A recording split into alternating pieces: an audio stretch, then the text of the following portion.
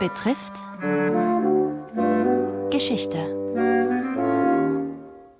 Diese Woche Tricky Dick, Aufstieg und Fall des US-amerikanischen Präsidenten Richard Nixon. Heute eine höchst umstrittene Figur der US-amerikanischen Geschichte. Erzählt vom Amerika-Experten und Professor am Institut für Geschichte der Universität Graz, Siegfried.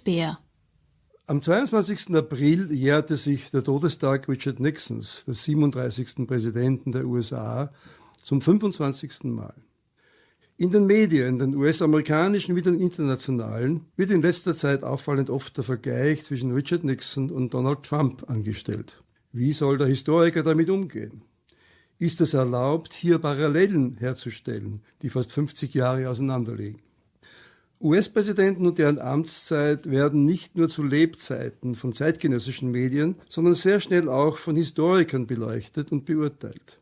Und spätestens seit dem frühen 20. Jahrhundert drückt sich dieses Urteil der politischen und historischen Wissenschaften in einem Ranking, also in Rangordnungen aus. Die Einordnung der Präsidentschaft Nixons gehört zu den schwierigsten und umstrittensten Fällen. Wer die fast 30 Jahre währende bundespolitische Karriere von 1946 bis 1974 und vor allem die mehr als 5-jährige Präsidentenzeit Nixons evaluieren will, stößt schnell auf Ambivalenz und Zwiespältigkeit. Unabhängig davon, ob sein inneramerikanisches oder sein außenpolitisches Tun und Schaffen im Fokus stehen. Egal, ob als US-Kongressabgeordneter, als US-Senator, als Vizepräsident oder als zweimal gewählter US-Präsident, Nixon verstand es immer, Aufmerksamkeit zu erregen, aber auch Krisen wegzustecken. Selbst nach seinem unrühmlichen Rücktritt von der Präsidentschaft im Sommer 1974 arbeitete er sich wieder zurück in den Status eines Elder Statesman, also eines weisen Staatsmannes für internationale Politik, dessen Rat von Volksvertretern und Regierungen noch immer gesucht wurde. Seit seinem Eintritt in das nationale politische Leben gleich nach Ende des Zweiten Weltkrieges bis zu seinem Tod ließ Richard Nixon also nur wenige kalt. Das bezeugen nicht nur die zeitgenössischen Medien, sondern auch eine üppige Behandlung der Person Richard Nixon in Literatur, Dokumentation und Film seither. Fast alle seine Bücher, 6 an der Zahl, erreichten Bestseller-Status, vor allem seine Memoiren aus dem Jahr 1978. Doch bleibt Richard Nixon ein Sonderfall. Er zerbrach an einem selbstverschuldeten politischen Skandal, der unnötiger nicht hätte sein können, denn Nixon führte im Wahlkampf 1972 haushoch in den Umfragen.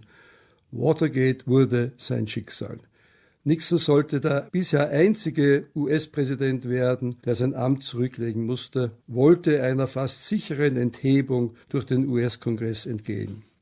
Der bis ins Letzte inszenierte Auszug aus dem Weißen Haus zu Mittag am 22. August 1974, der wie fast der ganze Watergate-Skandal im US-Fernsehen live miterlebt werden konnte, hat sich wohl als einer der schwärzesten Tage in der Geschichte der USA in Gedächtnis und Bewusstsein der amerikanischen Bevölkerung eingeprägt.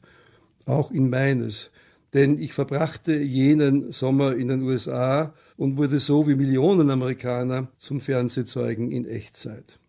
Alles in allem gesehen hinterließ Nixon ein sehr vermischtes, trotzdem aber beachtliches Vermächtnis, das Historiker noch lange beschäftigen wird. Auf einen kurzen Nenner gebracht waren es 3 wesentliche Leistungen, 2 davon außenpolitischer Art. Erstens, Nixon schuf eine Basis für die Beendigung des Kalten Krieges, Stichwort Vietnam. Zweitens, gelang die Annäherung an China mit gleichzeitiger Schwächung der Sowjetunion.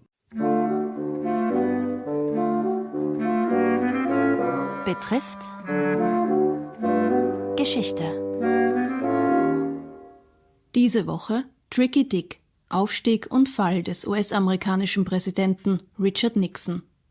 Heute Aufstieg und schnelle Karriere. Erzählt vom Amerika-Experten und Professor am Institut für Geschichte der Universität Graz, Siegfried. Der 1913 geborene Richard Milhouse Nixon stammte aus einer deutsch-amerikanischen Quaker-Familie und wuchs mit 4 Brüdern unter einfachen Verhältnissen im kalifornischen Yorba Linda auf. Er sollte später behaupten, wir waren arm, aber das Wunderbare war, wir merkten es nicht. 1934 begann er ein Jurastudium an der Duke University im südstaatlichen North Carolina, wo er als drittbester seiner Kohorte graduierte. Es folgte das kalifornische Anwaltsexamen und ein erster Job als kleinstädtischer Rechtsanwalt. Zu dieser Zeit lernte er seine spätere Frau Patricia Ryan kennen, mit der er schließlich 2 Töchter hatte. Im Zweiten Weltkrieg diente Nixon als Quaker freiwillig in der Marine und brachte es zum Rang eines Korvettenkapitäns. Nach dem Krieg strebte er in die Politik. Bei den Novemberwahlen 1946 setzte er sich als republikanischer Kandidat für das US-Repräsentantenhaus gegen einen etablierten liberalen Demokraten durch, den er wieder besseren Wissens als Kommunisten abstempelte. Er wurde Mitglied im Kongressausschuss für unamerikanische Umtriebe und entwickelte sich schnell zu einem kalten Krieger. Zugleich erarbeitete er sich ein Profil als Spezialist für außenpolitische Fragen. Nur 4 Jahre später bewarb er sich erfolgreich um die republikanische Kandidatur für einen der beiden kalifornischen Sitze im US-Senat, diesmal gegen eine populäre Demokratin, die er nach bereits bewährter Manier auch in die kommunistische Ecke stellte. Das brachte ihm den wenig schmeichelhaften Spitznamen Tricky Dick ein, den er bis zu seinem Lebensende nicht mehr los wurde. Schon 2 Jahre später setzte Nixon zum nächsten Karrieresprung an. Er wurde am Republikanischen Konvent 1952 zum Vizepräsidentschaftskandidaten hinter Dwight David Eisenhower gewählt, jedoch 2 Monate vor der Herbstwahl in der Presse der Korruption wegen illegaler Wahlkampfspenden bezichtigt. In einem berühmt gewordenen Fernsehauftritt der sogenannten Checkers-Rede verstand es Nixon, diese Anschuldigungen durch einen raffinierten Verweis auf das angenommene Geschenk eines Cocker Spaniels namens Checkers für seine kleine Tochter zu entkräften. Diese Rede bezeugte Nixons Kampfgeist nicht weniger als seine politische List. Das republikanische Team Eisenhower-Nixon gewann die darauffolgenden Präsidentschaftswahlen und Nixon wurde ein sehr aktiver Vizepräsident, der, was bis damals nicht selbstverständlich war, regelmäßig an Kabinettssitzungen und an Treffen des Nationalen Sicherheitsrates teilnahm. Als Eisenhower mehrfach schwer erkrankte, führte Nixon problemlos die präsidialen Geschäfte. Er besuchte insgesamt 61 Staaten, darunter auch Österreich, und zwar im Spätherbst 1956, als er sich am Höhepunkt des Ungarnaufstands heimlich und in der Nacht zur österreichisch-ungarischen Grenze führen ließ. Bei einem Moskau-Besuch im Jahre 1959 forderte er den sowjetischen Ministerpräsidenten Nikita Chruschtschow zu einem Streitgespräch über das bessere Wirtschaftsmodell heraus, das als sogenannte Küchendebatte in die Annalen einging und Nixons Popularität zu Hause und im Westen stärkte. Zu Ende der Präsidentschaft Eisenhowers konnte niemand in der Republikanischen Partei Nixon als deren neuen Kandidaten für das höchste Amt der USA gefährden. Im November 1960 trat Nixon gegen den etwas jüngeren demokratischen Senator John F. Kennedy aus Massachusetts an. Es sollte ein äußerst knappes Rennen werden. Sie hörten den 2. Teil der Reihe Tricky Dick, Aufstieg und Fall des US-amerikanischen Präsidenten Richard Nixon mit Siegfried Beer, Amerika-Experte und Professor am Institut für Geschichte der Universität Graz. Gestaltung Julia Reuter.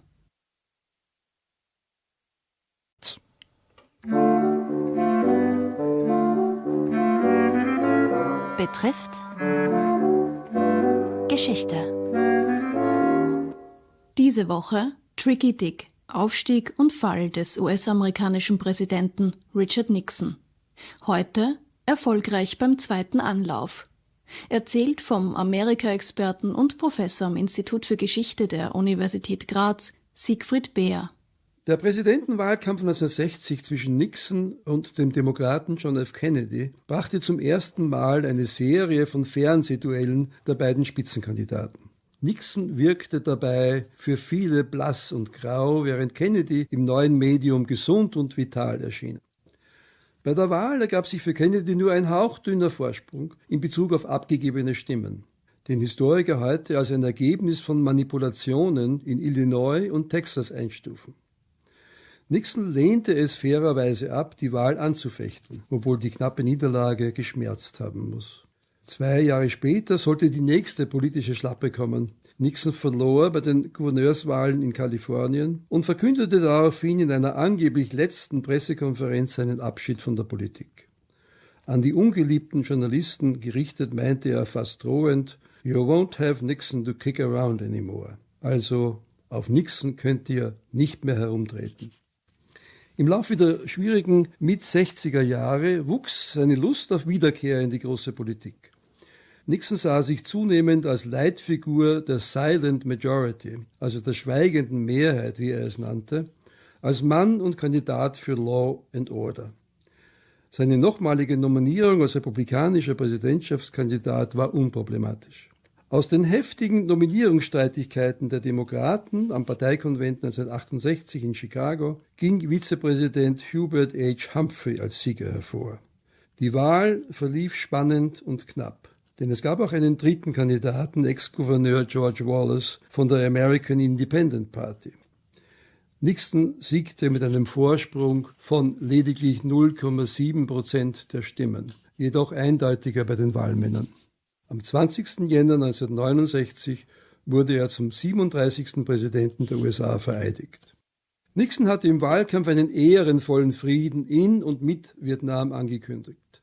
Dafür wollte er durch die Strategie der Vietnamisierung mittelfristig 500.000 US-Soldaten aus Indochina abziehen. Jedoch nicht ohne vorher den Krieg auf das neutrale Kambodscha und auf Laos auszuweiten und durch eine gleichzeitige Bombardierungsstrategie Hanoi an den Verhandlungstisch zu zwingen.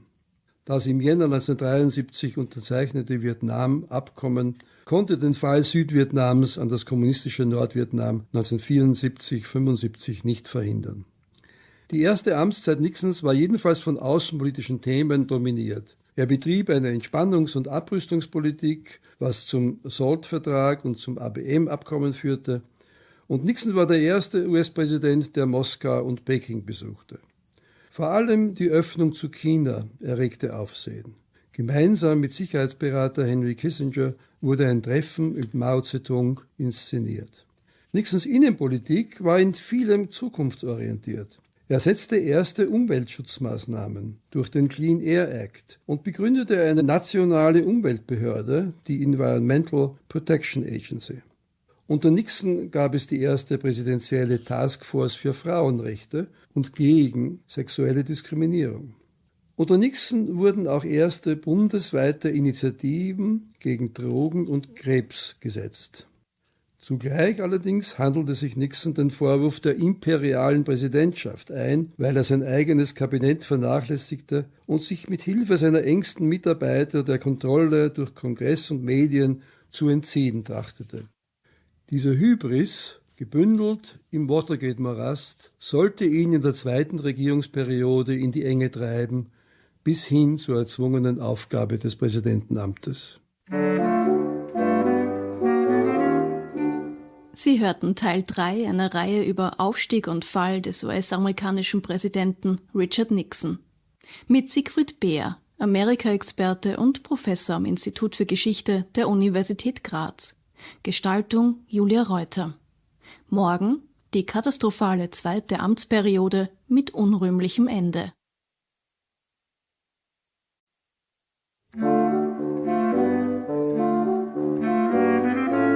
Betrifft Geschichte. Diese Woche Tricky Dick, Aufstieg und Fall des US-amerikanischen Präsidenten Richard Nixon. Heute Watergate war sein Schicksal, die katastrophale zweite Amtsperiode mit unrühmlichem Ende. Erzählt vom Amerika-Experten und Professor am Institut für Geschichte der Universität Graz, Siegfried. Richard Nixon landete bei der Präsidentenwahl im November 1972 einen überwältigenden Sieg gegen den linksliberalen Kandidaten der Demokraten, Senator George McGovern. Es war ein Erdrutschsieg mit fast 20 Millionen Stimmen Überhang. Doch die so furios erreichte zweite Amtsperiode Nixons stand völlig im Zeichen der Auseinandersetzung um Watergate. und die Verstrickung des Präsidenten in kriminelle Aktionen gegen die Demokratische Partei im Wahlkampf 1972. Die Journalisten Bob Woodward und Carl Bernstein von der Tageszeitung Washington Post hatten die Machenschaften um Watergate aufgedeckt und ein im Sommer 1973 eingesetzter öffentlicher Untersuchungsausschuss unter dem Vorsitz von Senator Sam Ervin lieferte den Amerikanern das Enthüllungsspektakel via TV ins Wohnzimmer. Man erfuhr nicht nur alle Details über den Einbruch im demokratischen Hauptquartier, das im Wohn- und Bürokomplex Watergate untergebracht war, sondern auch über den Missbrauch von FBI, CIA und IRS, also der nationalen Steuerbehörde, im Umgang mit politischen Gegnern, über Telefonabhörungen missliebiger Journalisten und über Feindlisten. Diese verdeckten und illegalen Aktivitäten wurden von engsten Mitarbeitern des Präsidenten im Weißen Haus eingefädelt.